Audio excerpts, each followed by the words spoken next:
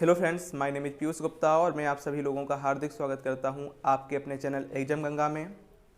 जैसा कि फ्रेंड्स पिछली वीडियो में भारत की अवस्थिति एवं विस्तार के बारे में बहुत थोड़ी सी जानकारी प्राप्त की थी।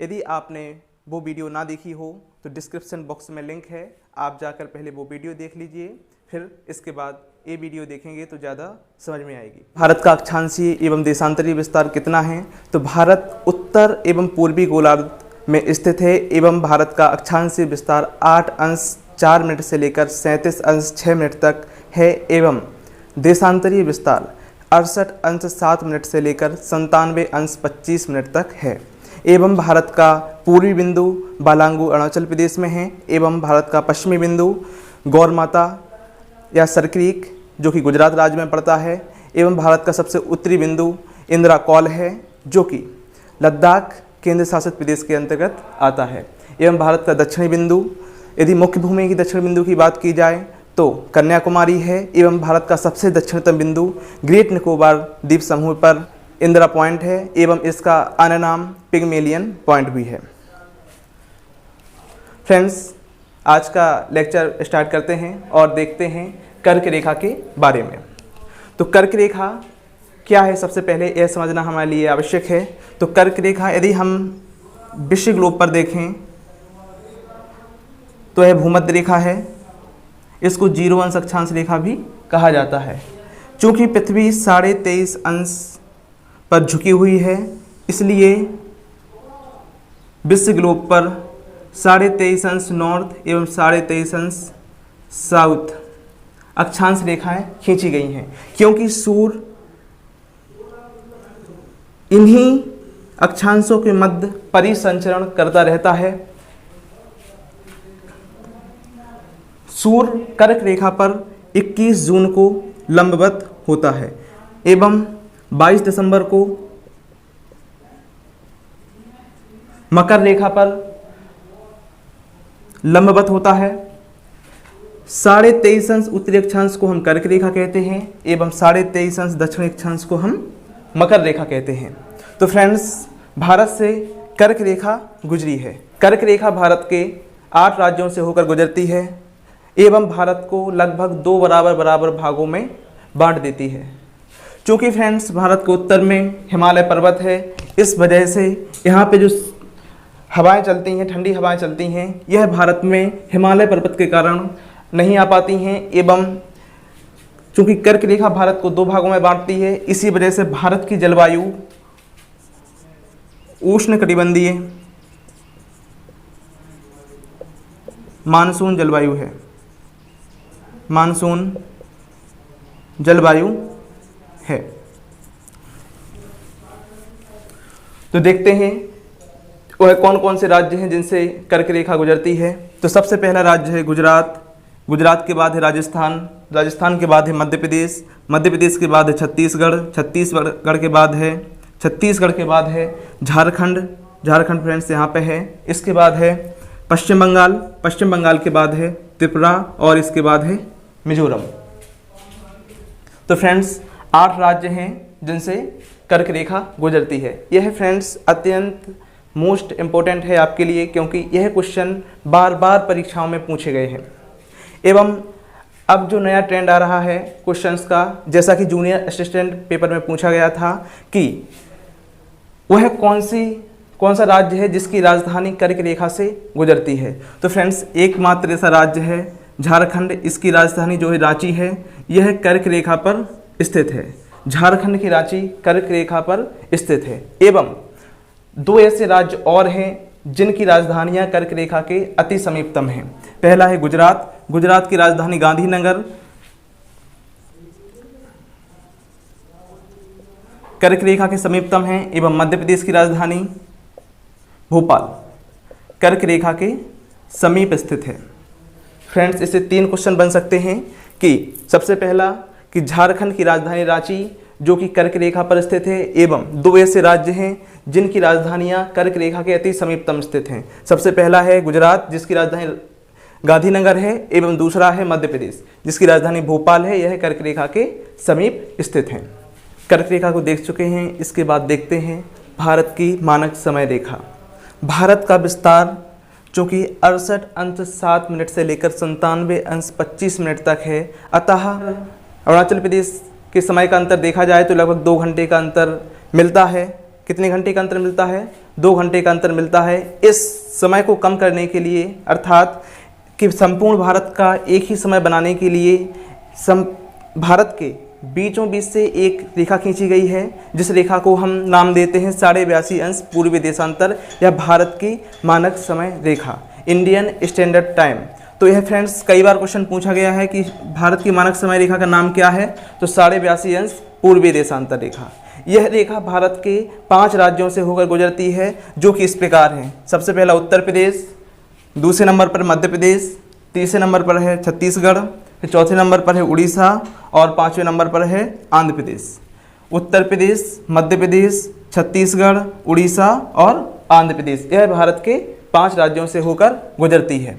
फ्रेंड्स, यह क्वेश्चन भी बार बार पूछा गया है कि यह रेखा कहाँ से गुजरती है, तो यह रेखा प्रयागराज के समीप नैनी नामक स्थान से गुजरती है। ध्यान देने योग्य बात यह है कि नैनी नामक जो स्थान है वह प्रयागराज जिले के अंतर्गत नहीं आता है, वह मिर्ज़ापुर जिले के अंतर्गत आता है।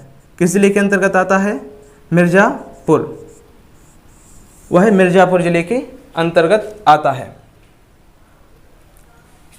एक क्वेश्चन और बनता है फ्रेंड्स कि जो भारत की मानक समय रेखा है वह ग्रीनविच रेखा या ग्रीनविच मेन टाइम से कितने घंटे आगे है। तो फ्रेंड्स, इसका आंसर है कि यह 5.5 घंटे आगे है। 5.5 घंटे आगे है। यह 5.5 घंटे आगे कैसे है, तो इसको समझते हैं कि यह विश्व ग्लोब है। यहाँ लंदन के ग्रीनविच से एक रेखा निकाली गई है जो 0 अंश देशांतर रेखा है, देशांतर रेखा है। फ्रेंड्स, एक देशांतर रेखा को पार करने में, एक देशांतर रेखा को पार करने में 4 मिनट का समय लगता है। कितने मिनट का समय लगता है? 4 मिनट का समय लगता है। भारत की इस मानक समय रेखा 82.5 अंश निर्धारित की गई है, अर्थात 82.5 अंश।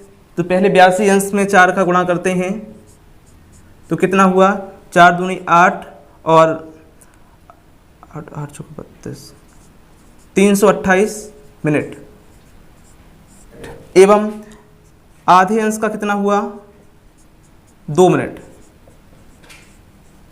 यदि यह समय देखें तो कितना होता है? 330 मिनट। यदि 330 मिनट को हम घंटे में कन्वर्ट करें तो यह कितना होगा?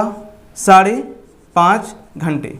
अर्थात हम कह सकते हैं कि भारत का मानक समय ग्रीनविच मीन टाइम है, उससे कितना आगे है?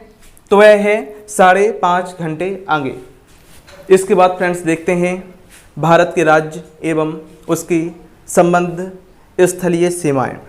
तो फ्रेंड्स, वर्तमान में भारत में 28 राज्य एवं 8 केंद्र शासित प्रदेश हैं। 8 केंद्र शासित प्रदेश हैं। कितने राज्य हैं? 28 राज्य और 8 केंद्र शासित प्रदेश हैं। सबसे नवीनतम बना राज्य तेलंगाना है, जो कि 2 जून 2014 को गठित किया गया था। अभी हाल ही में जम्मू कश्मीर राज्य का दर्जा वापस ले लिया गया है एवं जम्मू कश्मीर को 2 भागों में विभाजित कर दिया गया है, जो है जम्मू और कश्मीर केंद्र शासित प्रदेश एवं लद्दाख केंद्र शासित प्रदेश। इसको अलग करने की घोषणा 6 अगस्त 2019 को की गई थी एवं 31 अक्टूबर 2019 को जम्मू कश्मीर राज्य को 31 अक्टूबर को जम्मू कश्मीर राज्य को 2 केंद्र शासित प्रदेश में कन्वर्ट कर दिया गया या बना दिया गया। सबसे पहला है जम्मू और कश्मीर, इसके अंतर्गत 22 जिले हैं एवं सेकेंड है लद्दाख, इसके अंतर्गत 2 जिले हैं। सबसे पहला है जम्मू कश्मीर और दूसरा है लद्दाख। इसके अलावा देखते हैं कि भारत की स्थलीय सीमा किन किन देशों के साथ लगती है। तो फ्रेंड्स एक ट्रिक है बचपन MBA, बचपन MBA। अतः भारत की स्थलीय सीमा 7 देशों के साथ लगती है, जो इस प्रकार है: बांग्लादेश, चीन,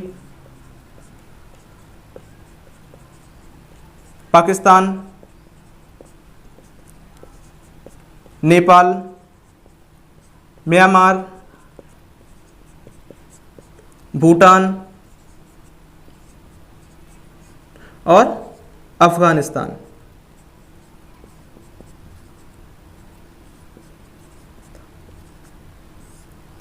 तो फ्रेंड्स यह क्वेश्चन भी बार बार पूछा गया है कि भारत की सबसे ज़्यादा स्थलीय सीमा किस देश के साथ लगती है। तो वह बांग्लादेश के साथ लगती है 4096.7 किलोमीटर। एवं सबसे कम स्थलीय सीमा किस देश के साथ लगती है। तो वह अफगानिस्तान देश के साथ लगती है 106 किलोमीटर की। कितनी? 106 किलोमीटर की स्थलीय सीमा अफगानिस्तान के साथ लगती है।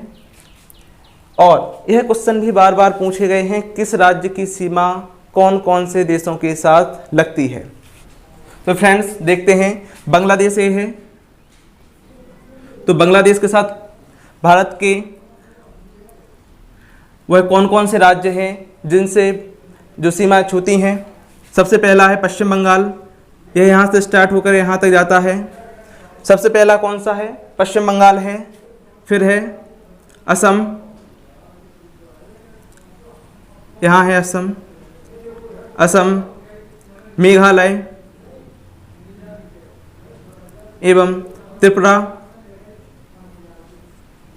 एवं मिजोरम। तो फ्रेंड्स कौन कौन से राज्य हैं? पश्चिम बंगाल, असम, मेघालय, त्रिपुरा और मिजोरम। यह क्वेश्चन भी बार बार पूछा गया है कि भारत का एकमात्र ऐसा राज्य बताइए जो 3 ओर से बांग्लादेश से घिरा हुआ है। तो वह है त्रिपुरा राज्य है। इसके बाद चीन के साथ भारत के कौन कौन से राज्य हैं जिनसे सीमाएं लगती हैं। चीन के साथ भारत के कौन कौन से राज्य हैं जिनसे सीमाएं लगती हैं। तो पहला है लद्दाख। ध्यान देने योग्य बात यह है फ्रेंड्स कि अब जम्मू कश्मीर की सीमा चीन के साथ नहीं लगेगी, क्योंकि यह सिर्फ यहाँ तक है एवं चीन के साथ इसकी सीमा नहीं लगेगी। सबसे पहला कौन सा है? लद्दाख है। इसके बाद यहाँ पे उत्तराखंड, सिक्किम, अरुणाचल प्रदेश, फ्रेंड्स देखते हैं कितने हो गए हैं। लद्दाख 1, उत्तराखंड 2, सिक्किम 3 और अरुणाचल प्रदेश 4। इसके अलावा फ्रेंड्स यहाँ पे सीमा लगती है हिमाचल प्रदेश की। हिमाचल प्रदेश।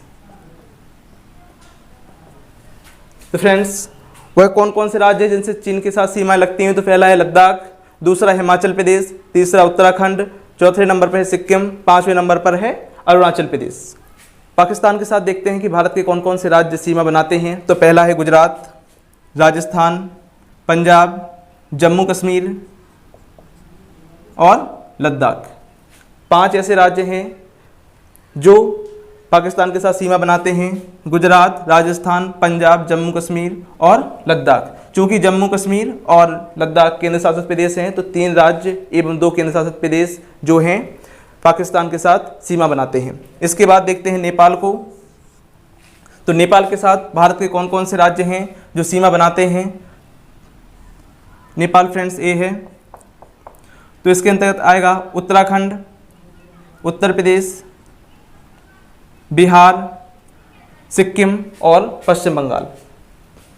उत्तराखंड, उत्तर प्रदेश, बिहार, सिक्किम और पश्चिम बंगाल 5 राज्य हैं। इसके बाद फ्रेंड्स देखते हैं म्यांमार के साथ।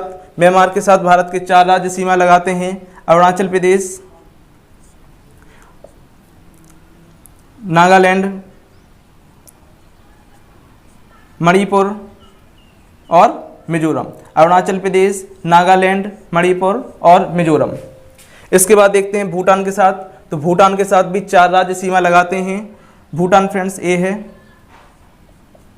तो भूटान के साथ कौन कौन से राज्य सीमा लगाते हैं? तो सबसे पहला है सिक्किम, पश्चिम बंगाल, अरुणाचल प्रदेश और असम। कौन कौन से हैं फ्रेंड्स? भूटान के साथ कौन कौन से राज्य सीमा लगाते हैं? तो सिक्किम हो गया, पश्चिम बंगाल हो गया, अरुणाचल प्रदेश हो गया और असम हो गया। 4 राज्य ऐसे हैं जो सीमा बनाते हैं। एक है और अफगानिस्तान की फ्रेंड्स यहाँ पे सीमा है। अफगानिस्तान के साथ मात्र एक केंद्र शासित प्रदेश ऐसा है जो सीमा बनाता है, उसका नाम है लद्दाख, जो कि 106 किलोमीटर की सीमा बनाता है, जो कि किसी भी देश के साथ सबसे कम स्थलीय सीमा जो है भारत की लगती है। एवं सबसे ज़्यादा किसके साथ लगती है फ्रेंड्स? तो बांग्लादेश के साथ। कितनी लगती है? 4096.7 किलोमीटर सीमा बनाता है। एक क्वेश्चन और बनता है फ्रेंड्स जो कि बहुत ही ज़्यादा महत्वपूर्ण है कि भारत का एकमात्र ऐसा राज्य जो 3 देशों के साथ सीमा बनाता है तो है सिक्किम है। कौन सा है? सिक्किम। सिक्किम कौन कौन से देश के साथ सीमा बनाता है? तो नेपाल, भूटान और चीन के साथ सीमा बनाता है सिक्किम। भारत का एकमात्र ऐसा राज्य जो 3 देशों के साथ सीमा बनाता है तो सिक्किम है, नेपाल, भूटान और चीन के साथ सीमा बनाता है। यदि भारत की स्थलीय सीमा की बात की जाए तो 15,200 किलोमीटर है। भारत की स्थलीय सीमा की लंबाई 15,200 किलोमीटर है, जो कि यहाँ से स्टार्ट होकर पूरा यहाँ से यहाँ तक है। कितना है? 15,200 किलोमीटर। यदि भारत की तटीय सीमा की बात की जाए तो यहाँ से लेकर यहाँ तक है, यह 6100 किलोमीटर है। कितना है? 6100 किलोमीटर। यह मुख्य भूमि की तटीय सीमा की लंबाई है। यदि अंडमान निकोबार द्वीप समूह यहाँ पर है एवं लक्षद्वीप यहाँ पर है, यदि इन द्वीपों की भी स्थलीय सीमा को मिला दिया जाए, दमन द्वीप यहाँ पे हुआ, पांडुचेरी यहाँ पे हुआ। पांडुचेरी के अंदर 3 द्वीप आते हैं। पांडुचेरी हुआ, यमन हो गया, कराईकल हो गया और माहे हो गया।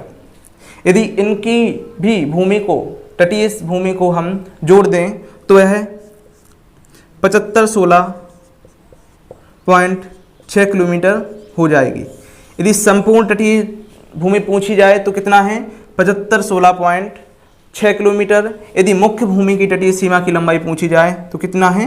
6100 किलोमीटर। यह प्रश्न भी बार बार पूछा गया है कि सर्वाधिक तटीय सीमा की लंबाई किसकी है? सर्वाधिक तटीय सीमा की लंबाई, तटीय सीमा तो किसके पास है? तो यह है गुजरात राज्य के पास। गुजरात राज्य के पास सर्वाधिक लंबी तटीय सीमा है। एवं दूसरे नंबर पर आंध्र प्रदेश आता है, तीसरे नंबर पर तमिलनाडु,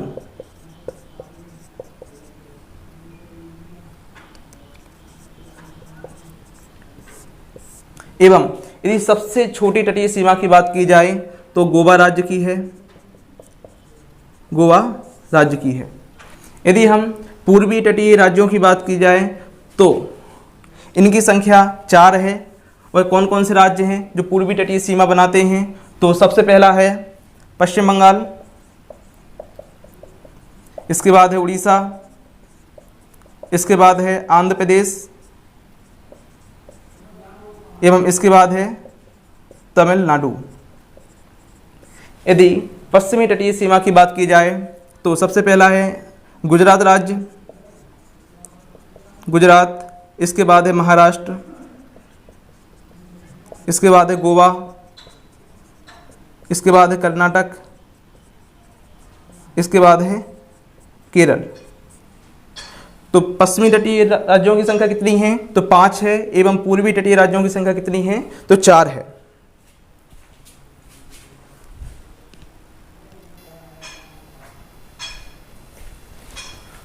इसके अलावा फ्रेंड्स यह भी देखते हैं कि भारत एवं बांग्लादेश की सीमा रेखा को क्या कहा जाता है? तो चूंकि इसका निर्धारण 1947 में ही किया गया था भारत पाकिस्तान के विभाजन के समय एवं यह पूर्वी पाकिस्तान का ही हिस्सा था, तो इसे हम रेड क्लिफ लाइन या 3 बीघा कॉरिडोर के नाम से जानते हैं। 3 बीघा कॉरिडोर के नाम से जानते हैं। भारत एवं चीन की जो सीमा रेखा है इसका नाम है मैकमोहन रेखा। इसका निर्धारण 1914 में किया गया था। जैसा कि फ्रेंड्स अभी ऊपर देखा है हम लोगों ने कि 1947 में इसका भी विभाजन किया गया था पाकिस्तान के रूप में। तो सीमा रेखा का नाम क्या होगा? रेड क्लिफ रेखा। इसके बाद फ्रेंड्स एक क्वेश्चन और बनता है कि भारत एवं अफगानिस्तान के बीच जो सीमा रेखा है इसका निर्धारण कौन सी रेखा करती है? तो इसका नाम है डूरंड रेखा। कौन सी रेखा करती है? डूरंड रेखा करती है। इसका निर्धारण 1896 ईस्वी में किया गया था।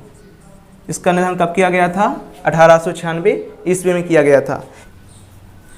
यह क्वेश्चन फ्रेंड्स बार बार पूछा गया है कि भारत एवं श्रीलंका किस जल संधि के द्वारा अलग होता है? तो भारत एवं श्रीलंका पाक जलडमरू मध्य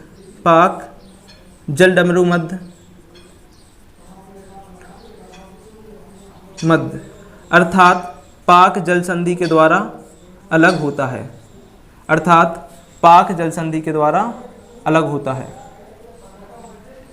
किस जल संधि के द्वारा अलग होता है? पाक जल संधि के द्वारा अलग होता है। फ्रेंड्स आप इसका स्क्रीनशॉट ले लीजिए। एवं फ्रेंड्स आज की वीडियो यहीं पर समाप्त करते हैं। तो फ्रेंड्स आप इस वीडियो को लाइक कीजिए, चैनल को सब्सक्राइब कीजिए एवं इस वीडियो को अधिक से अधिक शेयर कीजिए ताकि जो हमारे अन्य फ्रेंड्स हैं उनके पास भी यह वीडियो पहुंचे और वह भी इसका लाभ ले सकें। Okay friends, thank you.